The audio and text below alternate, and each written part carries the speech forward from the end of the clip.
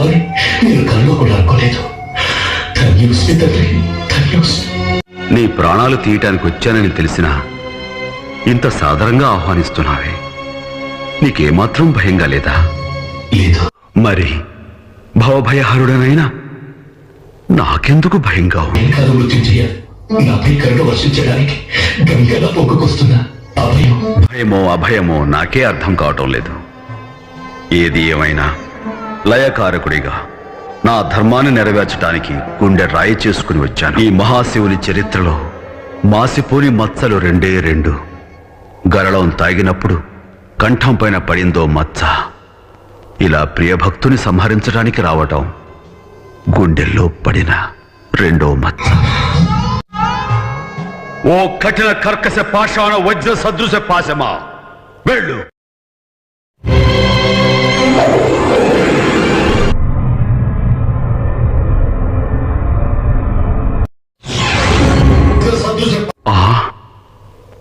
పాశమా, ఆనాడు భక్త మార్కండేయుని ప్రాణాలు తీయమని యముడు నిన్ను వదిలితే అడ్డుకున్నానని కోపమా?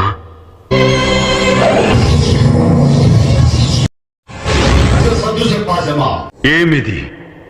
ఈ దిక్పాలకుని ఆజ్ఞకే ధిక్కారమా? నువ్వేంటి పెట్టేది? నా ఊపిరినంత వరకు నిన్ను ఈ గడపలో కాలు పెట్టనివ్వను. పో. ఇంకోసారి ఆ మాట అన్నావంటే మళ్ళీ నీ గడపలో కాలు పెట్టు.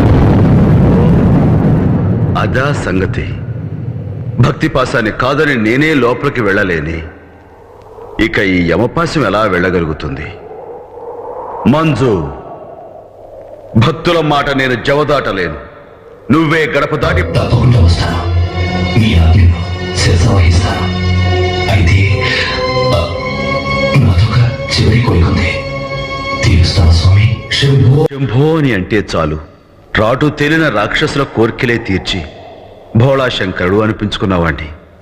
కోటి లింగాలలో నన్ను నిలబెట్టిన వాడివి నీ కోరిక కాదంటానా?